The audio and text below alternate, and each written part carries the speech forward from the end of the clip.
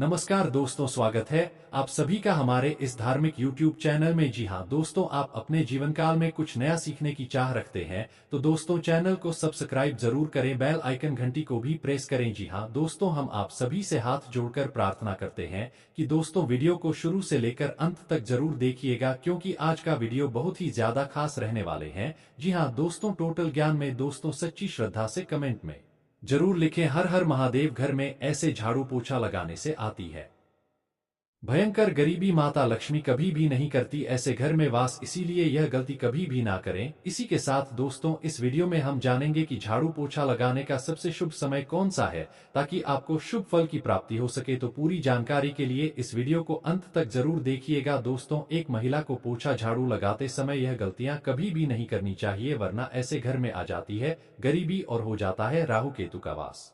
दोस्तों, झाड़ू पोछा करने से घर साफ और स्वच्छ रहता है।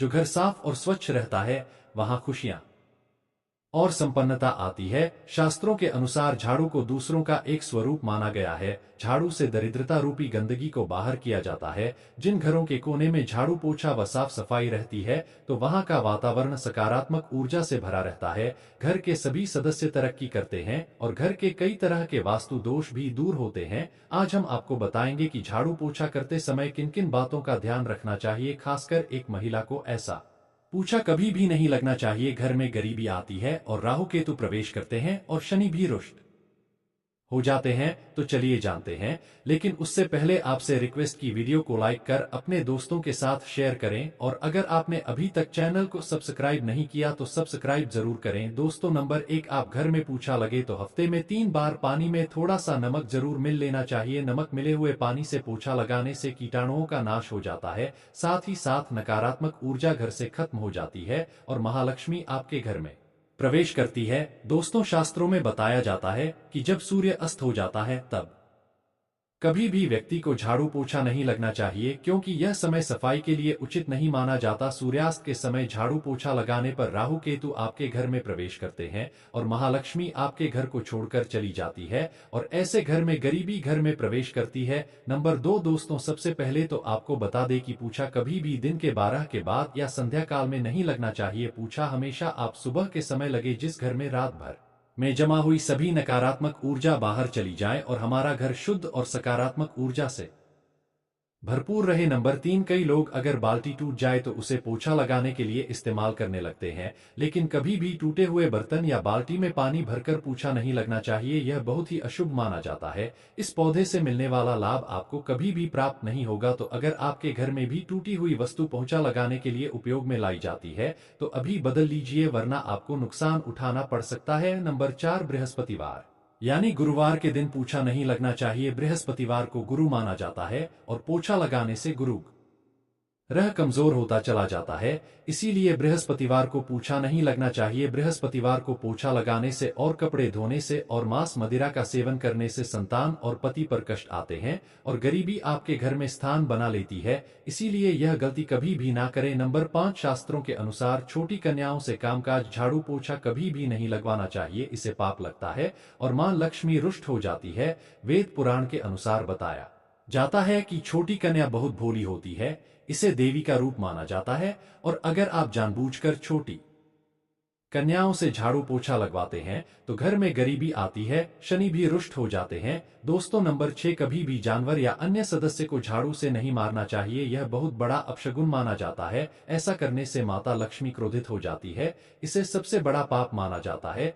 फिर आप चाहे लाख कोशिश कर ले, लेकिन मां लक्ष्मी कभी भी आपका साथ नहीं देती। नंबर 7 दोस्तों, माना जाता है कि नियमित रूप से पोछा लगाने से आपके घर में दूसरों का निवास होने लगता है। महालक्ष्मी हमेशा साफ स्वच्छ घर में आकर्षित होती है और इस व्यक्ति को मालामाल बनती है, जो अपने घर का ख्याल रखना है और स्वच्छता का पूरा ध्यान रखना है। साथ ही साथ पोछा लगाने के बाद पोंछे के कपड़े को तुरंत धोकर सुखा देना चाहिए। गंदा पोछा रखने से राहु केतु आपके जीवन में आपके घर में प्रवेश करते हैं और आपको गरीबों का सामना करना पड़ता है। लिए अब जान लेते हैं ऐसी कौन सी चीज है होती है कि उनके घर से बीमारी, कमजोरी, क्लेश, नकारात्मकता और बुरी नजर दूर नहीं हो रही है। आपको भी अगर ऐसा लगता है कि आपके घर में हमेशा नकारात्मकता और शुभ कार्य के बीच रुकावट आती है तो आपको यह उपाय जरूर करना चाहिए आपको करना यह है कि पोछा लगाते वक्त आपको पोंछे के पानी में नीम के पत्ते मिलने हैं। अगर आप पेट नहीं मिलना चाहते हैं तो आप नीम के पत्तों को एक पतीले में पानी भरकर उन्हें अच्छे से उबलने और एक दिन के लिए अपने घर के मंदिर में इस पानी को रखें। अगले दिन से रोजाना यह पानी थोड़ा थोड़ा पोंछे के पानी में डालकर पूरे घर को इस पानी से साफ करें। नीम के पत्ते घर में सकारात्मक ऊर्जा की स्थापना करते हैं,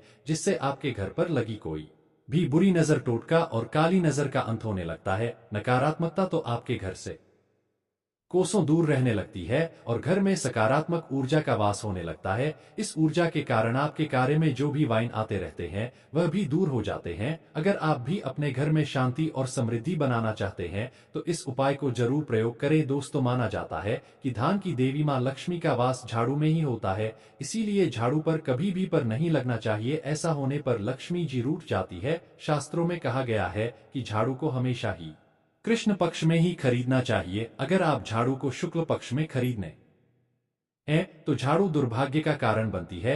झाड़ू को कभी भी खड़ा करके नहीं रखना चाहिए, ऐसा करने पर घर में कल होता है। हमेशा इस बात का खास ध्यान रखना चाहिए कि झाड़ू को कभी भी घर के उत्तर और पूर्व के बीच की दिशा में नहीं रखना चाहिए। अगर आप ऐसा करते हैं तो ऐसे घर में देवी देवता कभी भी प्रवेश नहीं करते, साथ ही दुर्भाग्य अपने आप चलकर आपके घर में आता है। झाड़ू को हमेशा घर के किसी कोने में छुपा कर ही रखना चाहिए, जहां किसी भी बाहर से आने वाले व्यक्ति की नजर इस पर न पड़ सके। जहां तक संभव हो इस घर के अंधेरे वाले स्थान में ही रखना चाहिए। मां लक्ष्मी को प्रसन्न करने के लिए किसी भी मंदिर में ब्रह्मा मुहूर्त में 3 झाड़ू का गुप्त दान करें, लेकिन दान करते समय इस बात का ध्यान जरूर रखें कि मंदिर में झाड़ू दान करने से पहले शुभ मुहूर्त जरूर देख लें। अगर उसे दिन कोई शुभ योग त्योहार हो तो इस दान का महत्व कई गुना बढ़ जाता है और घर में स्थायी लक्ष्मी का वास होता है। जिस दिन भी आप यह काम करना चाहते हैं उसे एक दिन पहले ही आपको 3 झाड़ू खरीद लेनी चाहिए। जब भी किसी नए घर में प्रवेश करें तो नई झाड़ू लेकर ही घर के अंदर जाना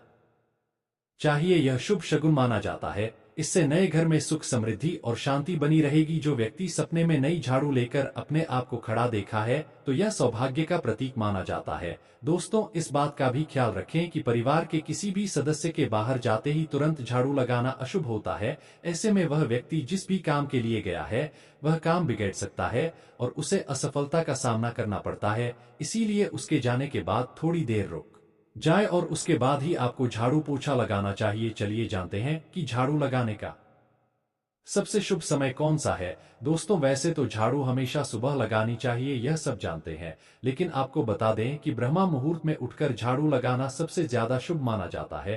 मां लक्ष्मी ऐसे घर में अति प्रसन्न रहती है।